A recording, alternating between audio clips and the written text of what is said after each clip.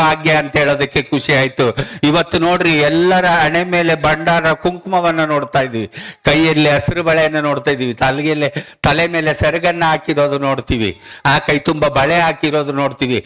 ಎಷ್ಟು ಲಕ್ಷಣವಾಗಿ ಹೆಣ್ಮಕ್ಳು ಕುಂತಿದ್ದೀರಿ, ಎಷ್ಟು ಲಕ್ಷಣವಾಗಿ ಹೆಣ್ಮಕ್ಳು ಕುಂತೀರಿ. ನೀವು ಬರ್ರಿ, ಮೈಸೂರು, ಬೆಂಗಳೂರು, ಕೋಲಾರ, ಮಡಿಕೇರಿ, ಮಂಡ್ಯ, ಯಾವುದಿಲ್ಲ ಅಲ್ಲಿ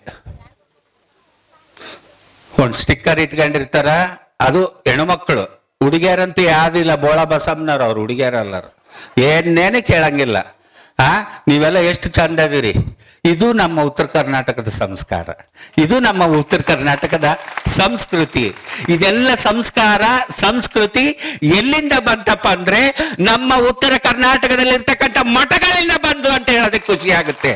ಎಲ್ಲಿ ಮಠಗಳು ಇರ್ತಾವೋ ಅಲ್ಲಿ ಸಂಸ್ಕಾರ ಇರುತ್ತೆ, ಎಲ್ಲಿ ಮಠ ಇರ್ತಾವೋ ಅಲ್ಲಿ ನಮ್ಮ ಸಂಸ್ಕೃತಿ ಉಳಿಯುತ್ತೆ ಅಂತ ಹೇಳೋದಕ್ಕೆ ಖುಷಿ ಆಗುತ್ತೆ. ಈಗಿನ ಹುಡುಗಿಯರ್ನೆಲ್ಲ ನೋಡ್ತೀವಲ್ಲ, ಟಿವಿಯಾಗೆಲ್ಲ ಬರ್ತಿರ್ತಾರ, ಅವ್ರು ನೋಡಿ ಇವರು ನಮ್ಮ ಹೆಣ್ಮಕ್ಳು ಹಂಗ ತಯಾರಾಗಿ ಬಿಡ್ತಾರ.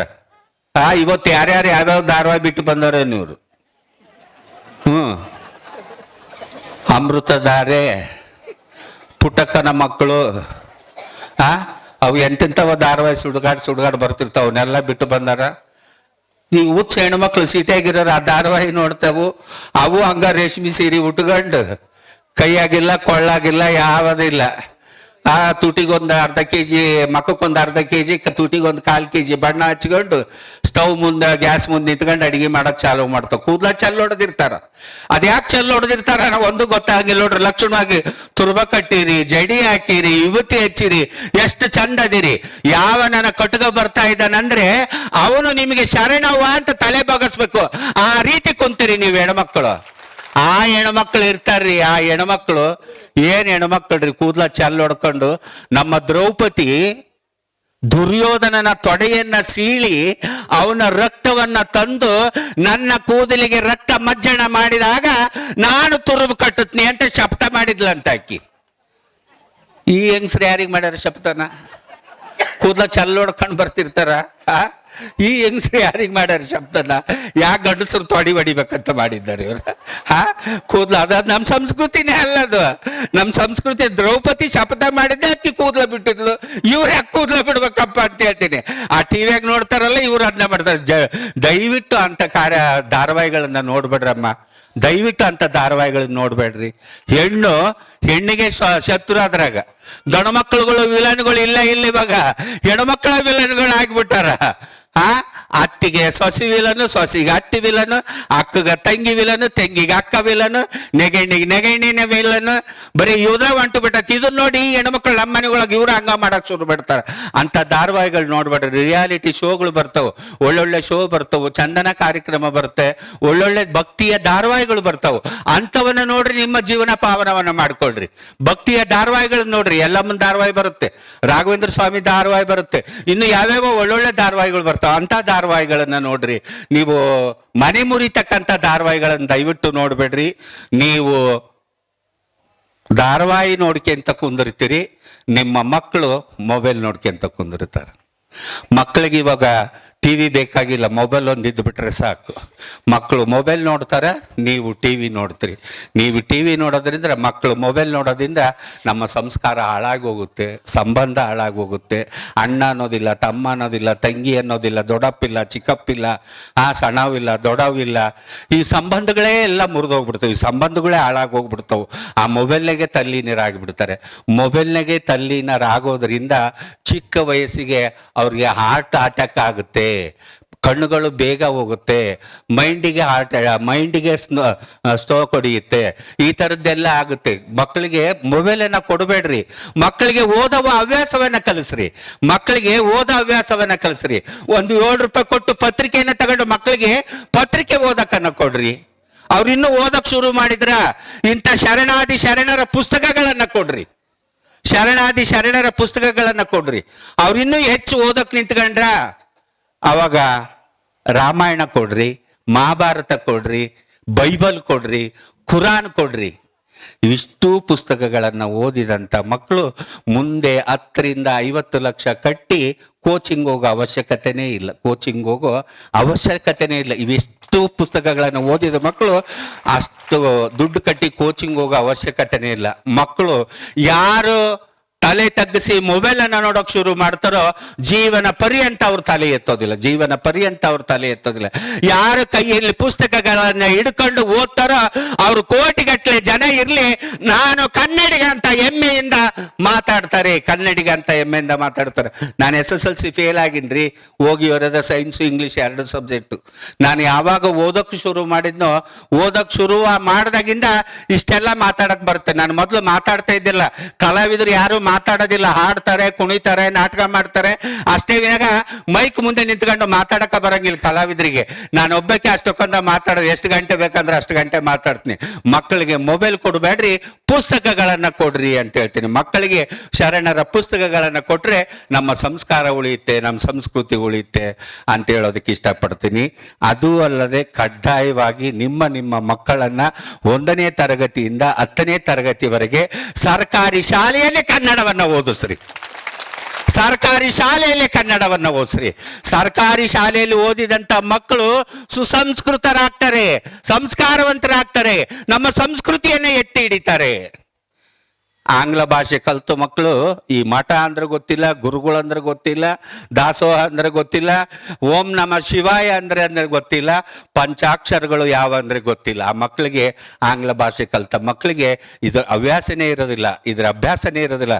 ಏನೋ ಮನೆಗೆ ದೊಡ್ಡವರು ಇದ್ದವರು ಅವರು ಓದೋದು, ಬರೆಯೋದು, ಪೂಜೆ ಪುನಸ್ಕಾರ ಅಂತ ಇದ್ದವ್ರ ಮನೆಗೆ ಮಾತ್ರ ಅಲ್ಲಿ ಸಂಸ್ಕಾರ ಇರುತ್ತೆ, ಇಲ್ದವ್ರ ಮನೆಗೆ ಇಲ್ಲೇ ಇಲ್ಲ ಅಂತ ಸಂಸ್ಕಾರನ ಕೊಡೋಕೆ ಹೋಗ್ಬೇಡ್ರಿ.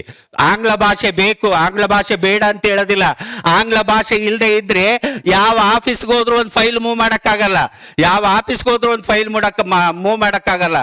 ಆಂಗ್ಲ ಭಾಷೆನೇ ಬೇಕು. ಹೆಂಗ್ ಬೇಕಪ್ಪ ಅಂದ್ರೆ, ನಮ್ಮ ಕನ್ನಡ ಅನ್ನೋದು ಉಗ್ಗಿ, ಅನ್ನ, ಸಾರು, ಹೋಳ್ಗಿ, ಚಪಾತಿ, ರೊಟ್ಟಿ, ಮುದ್ದಿ, ಸಾಂಬಾರ್ ಇದ್ದಂಗೆ ಕನ್ನಡ. ಆಂಗ್ಲ ಭಾಷೆ ಅನ್ನೋದು ಸೈಡ್ಗೆ ಇಟ್ಟಿರ್ತಾರಲ್ಲ, ಉಪ್ಪಿನಕಾಯಿ, ಕೋಸಂಬರಿ, ಪಲ್ಯ, ಚಟ್ನಿ, ಹಪ್ಪಳ, ಸೊಂಡಿಗೆ, ಮಜ್ಜಿಗೆ ಮೆಣಸಿಕಾಯಿ ಇದ್ದಂಗೆ. ಬರೇ ಉಗ್ಗಿ ಹೋಳಿಗೆ ತಿನ್ನಕ್ಕಾಗಲ್ಲ. ಇವತ್ತು ಅಪ್ಪರೇನೋ ಉಗ್ಗಿ ಮಾಡ್ಸಾರ, ಹೋಳಿಗೆ ಮಾಡ್ಸಾರ, ಪಡ್ಲಿಗೆ ತುಂಬಸಕ್ ಗೊತ್ತಿಲ್ಲ, ಬರೇ ಅದನ್ನೇ ತಿಂದು ಎದ್ದು ಬರಕ್ಕಾಗೋದಿಲ್ಲ. ಸೈಡಿಗೆ ಅಂತವೇನಾರ ಇದ್ರೆ ಇದು ಒಳಗೆ ಹೋಗ್ತೈತಿ, ಉಗ್ಗಿ, ಹೋಳಿಗೆ, ರೊಟ್ಟಿ, ಮುದ್ದಿ ಒಳಗೆ ಹೋಗ್ತೈತಿ. ಆ ಸೈಡ್ಗಿದ್ದವು ಇಲ್ಲ ಅಂದ್ರೆ ತಿನ್ನಕ್ಕಾಗಲ್ಲ. ಬರೀ ಉಗ್ಗಿ, ಹೋಳಿಗೆ, ಅನ್ನ, ಸಾಂಬಾರು ಬೇಡ ಅಂತ ಬರೀ ಸೈಡ್ ಇರೋ ತಿನ್ನಕ್ ಹೋದ್ರೆ ಅದು ಹೊಟ್ಟೆಗೆ ಹೋಗಂಗಿಲ್ಲ. ಇದನ್ನ ಊಟ ಮಾಡ್ತಾ, ಅದನ್ನ ನೆಂಚ್ಕೇಳ್ತಾ, ಅದನ್ನ ಬೆಳೆಸ್ಬೇಕು. ಈ ಕನ್ನಡವನ್ನ ಉಳಿಸ್ಬೇಕು. ಕನ್ನಡವನ್ನ ಉಳಿಸಿದ್ರೆ ನಮ್ಮ ಕರ್ನಾಟಕದಲ್ಲಿ, ಅದು ಉತ್ತರ ಕರ್ನಾಟಕದಲ್ಲಿ ಮಠಗಳು ಇನ್ನೂ ಹೆಚ್ಚೆಚ್ಚಾಗ್ತಾರೋ. ಮಠದಲ್ಲಿ ಶಿಕ್ಷಣ ಸಹ ಸಿಗ್ತಾ ಇದೆ. ನಮ್ಮ ಮುನವಳ್ಳಿ ಮಠದಲ್ಲಿ ಅಂತ ಹೇಳಿದ್ರು ನೋಡ್ರಿ, ಮಠದಲ್ಲಿ ಶಿಕ್ಷಣವನ್ನ ಸಹ ಕೊಡ್ತಾ ಇದ್ದಾರೆ. ಅಂದ್ರೆ ಅಲ್ಲಿ ಆಧ್ಯಾತ್ಮಿಕದ ಬಗ್ಗೆ ಇರುತ್ತೆ, ಸಂಸ್ಕಾರದ ಬಗ್ಗೆ ಇರುತ್ತೆ, ಸಂಸ್ಕೃತಿ ಬಗ್ಗೆ ಇರುತ್ತೆ, ಪ್ರವಚನಗಳು ಇರ್ತವು. ಆ ವೇದ, ಸಂಸ್ಕೃತಿ ಇವೆಲ್ಲವನ್ನ ಅಧ್ಯಯನ ಮಾಡ್ತಕ್ಕಂಥ ಮಕ್ಕಳು ಮುಂದೆ ಉನ್ನತ ಮಟ್ಟಕ್ಕೆ ಹೋಗ್ತಾರೆ. ಅದಕ್ಕೋಸ್ಕರ ಇಂಥ ಮಠ ಮಾನ್ಯಗಳಲ್ಲಿ ಮಕ್ಕಳನ್ನ ಓದಿಸ್ರಿ. ಅವರು ಶರಣರಾಗ್ತಾರೆ, ಸಂಸ್ಕಾರವಂತರಾಗ್ತಾರೆ. ಯಾರೇ ಬಂದ್ರು ಅವರು ಶರಣು ಅಂತ ತಲೆ ಬಗ್ಗೆ ಅವರು ನಮಸ್ಕಾರ ಮಾಡ್ತಕ್ಕಂಥ ಮಕ್ಕಳಾಗ್ತಾರೆ. ನಿಮ್ಮ ಮಕ್ಕಳನ್ನ ಇಂಥ ಶರಣರ ಮಠಗಳಲ್ಲಿ ಮಕ್ಕಳನ್ನ ಓದಿಸ್ರಿ ಅಂತ ಹೇಳೋದಕ್ಕೆ ನನಗೆ ಖುಷಿ ಆಗ್ತಾ ಇದೆ. ಇವತ್ತು ತುಂಬಾ ಜನ ಹೆಣ್ಮಕ್ಳಿದ್ದೀರಿ, ಈ ಕಡೆ ಮಕ್ಕಳಿದ್ದಾರೆ, ಅಲ್ಲೆಲ್ಲ ತುಂಬಾ ಜನ ಇದ್ದಾರೆ. ನೀವು ಯಾರಿಗೂ ಹೆದರಕ್ಕೆ ಹೋಗ್ಬೇಡ್ರಿ. ನಮ್ಮ ಬದುಕು, ನಮ್ಮ ಜೀವನ, ನಾವು ಹೆಂಗಾದ್ರೂ ಜೀವನ ಮಾಡ್ಬೋದು. ನಮ್ಮ ಇಷ್ಟ, ಅದು ಹೆಂಗಾದ್ರೂ ನಮ್ಮ ಇಷ್ಟ ಅಂತ ಮತ್ತೆ ಎಲ್ಲ ಬಿಚ್ಚಿ ಹಾಕಿ ಓಡಾಡಿದ್ರೆ ನಮ್ಮ ಇಷ್ಟ ಅನ್ನಂಗಿಲ್ಲ. ಬೇರೆ ಮಂದಿ ಕಲ್ತಗಂತಾರ ಅವಾಗ. ಮತ್ತೆ ಅದನ್ನ ಹೆಂಗ್ ಬದುಕಬೇಕಪ್ಪ ಅಂದ್ರೆ, ಇನ್ನೊಬ್ರಿಗೆ ಒಳ್ಳೆಯವರಾಗಿ ಬದುಕಬೇಕು, ಇನ್ನೊಬ್ರಿಗೆ ಒಳ್ಳೆಯವರಾಗಿ ಬದುಕಬೇಕು. ಜನ ಏನ್ರಿ ಇವತ್ತು ಅಪ್ಪಾರು ಇಷ್ಟೆಲ್ಲ ಮಾಡಿ ಬಿಲ್ಡಿಂಗ್ ಕಟ್ಸಿ ಮಾಡಕತ್ತಾರಂದ್ರೆ, ಅಪ್ಪಾರ ಜೊತೆಗಿರೋರು ಅಪ್ಪಾರು ಎಷ್ಟು ಮಂದಿ ಆಡ್ಕೊಂಡಿರ್ತಾರೋ ಗೊತ್ತಿಲ್ಲ. ಇವನೇನು ಮಂಕು ಬೂದಿ ಉಗ್ಗಿಬಿಟ್ಟಾರ ಅಂದ್ರೆ ಅಪ್ಪಾಜಿಯರು. ಇಷ್ಟೆಲ್ಲ ಮಠ ಬೆಳೆಯಕತ್ತೈತಿ, ಇಷ್ಟೆಲ್ಲ ಭಕ್ತರನ್ನ ಪಡ್ಕೊಂಡನಂದ್ರೆ ಏನು ಮಂಕು ಬೂದಿ ಉಗ್ಗ್ಯಾರ ಗೊತ್ತಿಲ್ಲ, ನಮಗೆ ಗೊತ್ತಿಲ್ಲ ಅವ್ರು ಏನು ಮಾಡ್ತಾರ ಏನಂತ. ಅದು ಅಲ್ಲದೆ ಊರಾಗಿನ ಜನ ಎಷ್ಟು ಮಂದಿ ಒಟ್ಟು ಉರ್ಸ್ಕೊಂತಾರ. 5 ಬಳ್ಳು ಸಮನಾಗಿಲ್ಲ. ಜನಗಳಿಗೆ ಏನು ಮೋಸ ಮಾಡ್ತಾರೋ, ಏನು ಅನ್ಯಾಯ ಮಾಡ್ತಾರೋ, ಅಬಾಬಾ ಇಷ್ಟು ಜನ ಸೇರಿಸಿ ಇಷ್ಟು ದೊಡ್ಡ ಮಠ ಮಾಡಿಬಿಟ್ರು. ಏನೈತಿ ಕಿತಾಪತಿ, ಏನೈತಿ ಒಳಗ, ಅಪ್ಪರ್ತಾಗ, ಅಜ್ಜಾರ್ತಾಗ ಅಂತ ಏಸ್ ಮಂದಿ ಆಡ್ಕೊಂತಾರ. ಅವ್ರೇನು ತಲೆ ಕೊಟ್ಟಾರೇನು, ಕಿವಿ ಕೊಟ್ಟಾರೇನು? ಕೇಳಿಲ್ಲ. ಅವರು ಯಾರ ಮಾತು ಕೇಳಿಲ್ಲ. ನೀವ್ ಹಂಗ ಅಂತಿರ್ರಪ್ಪ, ಮಠ ಹಿಂಗ ಬೆಳೆಸ್ತಿರುತ್ತನಪ್ಪ ಅಂತ ಅವ್ರು ಧೈರ್ಯವಾಗಿ ನಿಂತ್ಕೊಂಡಾರ. ನೀವು ಹಂಗ ಚಿಕ್ಕ ವಯಸ್ಸಿನವರೆಲ್ಲ ತುಂಬಾ ಜನ ಇದ್ದೀರಿ, ನೀವು ಯಾರ ಮಾತಿಗೆ ತಲೆ ಕೆಡ್ಸಕ್ ಹೋಗ್ಬೇಡ್ರಿ.